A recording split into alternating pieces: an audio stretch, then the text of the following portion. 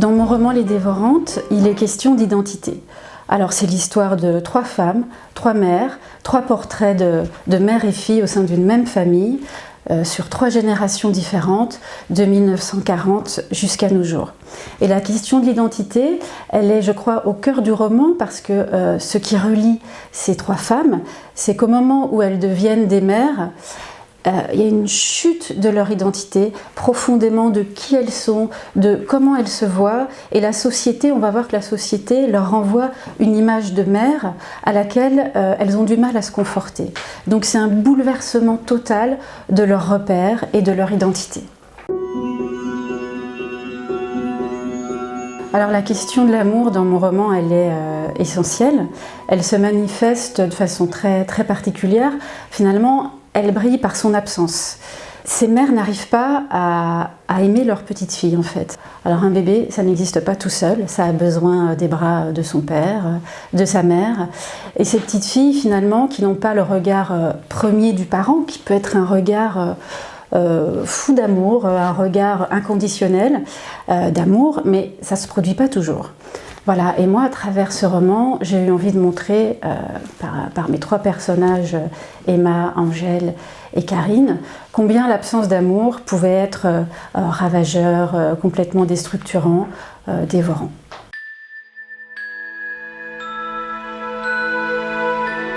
Alors je crois qu'on ne peut pas se passer de fiction, on ne peut pas se passer des livres, on ne peut pas se passer des films, on ne peut pas se passer des histoires.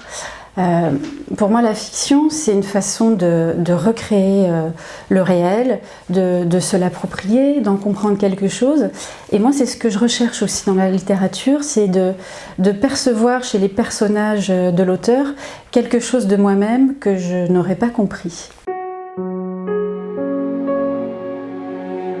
Dans Les Dévorantes, ce sont des histoires de famille.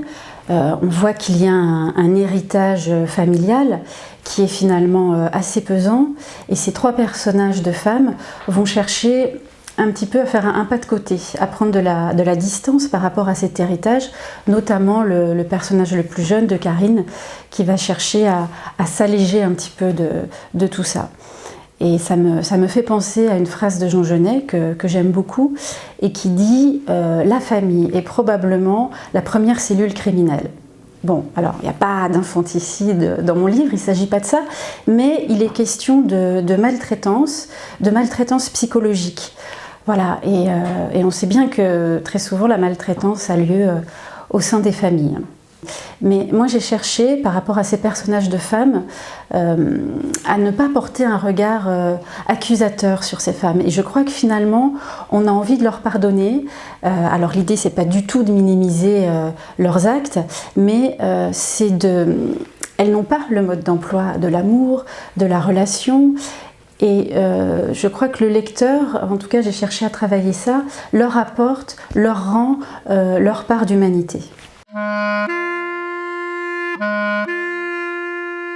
À travers mon livre, j'ai eu envie de donner à entendre la voix de l'enfant.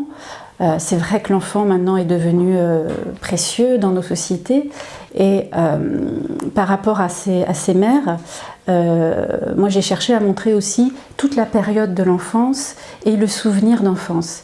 Mais finalement chez ces femmes, c'est comme si le souvenir de leur enfance ne leur apprenait rien sur elles-mêmes et ne leur donnait pas les clés pour entrer en relation avec leur fille. Et le souvenir d'enfance, moi je le trouve très précieux parce qu'il est à la fois fondateur, il nous constitue, et en même temps, il n'est pas fiable du tout. On en fait ce qu'on veut.